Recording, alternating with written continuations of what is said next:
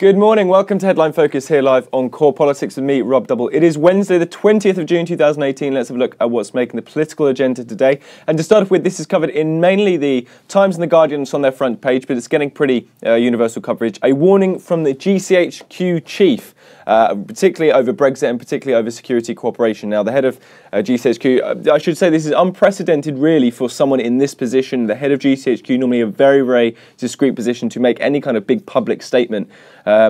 Has pushed and rather has given an interview pushing for mutual cooperation on intelligence between the UK and the EU post-Brexit, and saying that it is essential for both parties in order to save lives. Now, it's a significant, well, I suppose in a way, political intervention, because it's intervening, or rather making a comment on a big political debate and big political process happening at the moment, which is, of course, the Brexit negotiations, security having been a key, or being a key component of that, where the UK is universally recognised as having a good strength in terms of security and security information collection.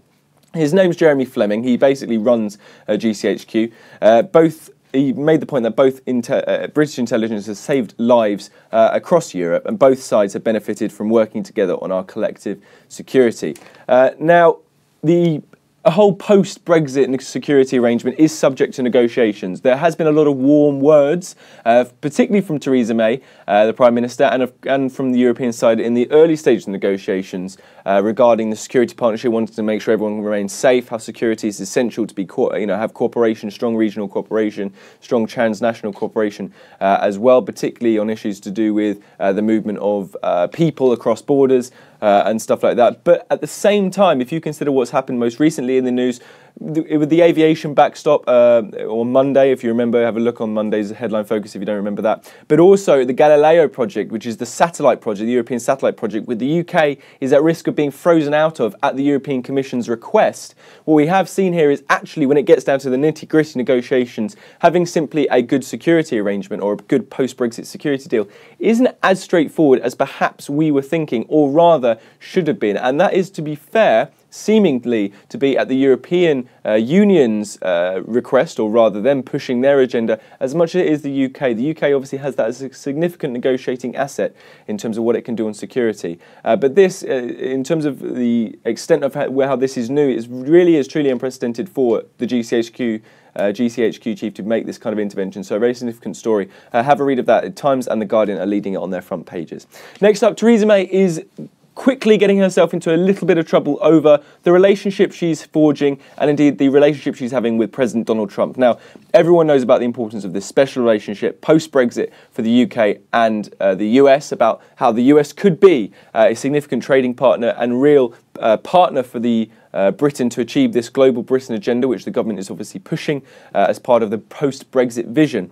However, this silence on Trump policy, and particularly over immigration, is getting Theresa May now into trouble. And some of the papers are indeed picking up the comment on the silence that the government has put, particularly towards Donald Trump's most recent zero-tolerance immigration policy and the implications of that. Now, the US actually has just pulled out of the UN Human Rights Council as well. The ambassador to the UN, Nikki Haley, US ambassador to the UN, Nikki Haley, saying the council was a cesspool of political bias, obviously really strong words there in terms of political dialects, and a tendency to hammer Israel for its actions, whilst pretty much ignoring atrocities everywhere else, and also admitting into the Human Rights Council countries which perhaps shouldn't by virtue of their behaviour within their own domestic politics and the behaviour in terms of human rights.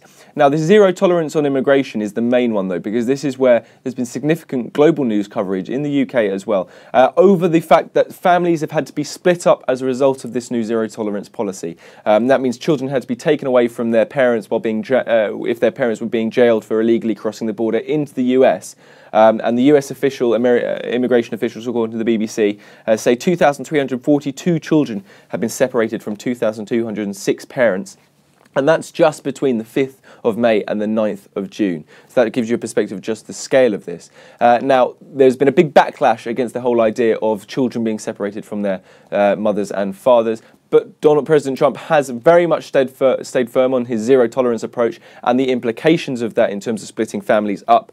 What has been noticeable is, whilst Jeremy Corbyn has been quick to criticise the president, the government's policy and official policy has been very, very silent, and some papers are now picking up on that and seeing perhaps in terms of backbone whether Theresa May really does have the backbone to stand up to President Trump in terms of this special relationship and have the moral backbone to say perhaps this is wrong, as many of the papers or some of the commentary is now implying, as opposed to simply keeping silent. Now, this might be because, of course, President Trump is visiting Britain on the 13th of July, and the reports are that the government is really worried that if they make any kind of significant bad move or really upset President Trump, he might pull out altogether, or it might not be the diplomatic success which they very much want it to be in terms of keeping that close relationship with the US and securing perhaps a future trade deal. Now, in terms of the UN pulling out of the UN Human Rights Council, the Foreign Secretary Boris Johnson did manage to say something. He said that it was regrettable but acknowledged the need for reform in the Council, saying Britain is going to stay inside and reform from the inside. One more story then coming from the Commons. Now, the Withdrawal Bill is back in the Commons again, as we've been covering for the last week or so. It's been going back and forth from the Lords. The Commons voted down any the amendments in Brexit, particularly due to this meaningful vote, giving Parliament a meaningful vote if there's a no deal or on the final deal negotiated by the government. Rejected from the Commons, went back to the Lords, was put back into the Withdrawal Bill as an amendment by the Lords, by Lord Hailsham, and is now passed by the Lords, so it's back in the Commons, but basically a second round of arguing, debate and voting. The difference this time, the Withdrawal Bill amendment, the one on the meaningful vote, has been tweaked a little bit. Pretty much the same principle, though, which is deciding whether Parliament, rather than just the Prime Minister, should have the final say on the Brexit process. The idea here is that the government reportedly has started to approach Labour Brexit supporters, or those Labour MPs in very Leave voting seats, because they've given up on trying to persuade the Tory MP rebels into backing, or into not backing rather, the amendment. That's particularly Dominic Greed, Anna Soubry, people like this. The whole report now is suggesting it's too close to call. So we don't know yet what the result of this vote is going to be. It's going to be happening this afternoon. And this is a very significant moment for the government. The government will need, or rather the government has put the position forward, that the negotiating position will be undermined if a meaningful vote is tagged on, or if they have to go through Parliament, or a no-deal situation is basically ruled out because Parliament can veto it. All of this stuff is very, very significant in terms of negotiations. And so this vote this afternoon could be very, very, very important. So definitely keep notice on that. It's about 3 o'clock, something like that is intended to be the vote scheduled. That could very easily be delayed, though.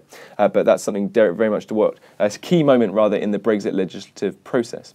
That's pretty much it for today. You're up to date. Don't forget you can find all the latest on what we're doing here on Core Politics on our Facebook page and Twitter right here. But from me and all the team at Core London, see you again tomorrow about 9 o'clock.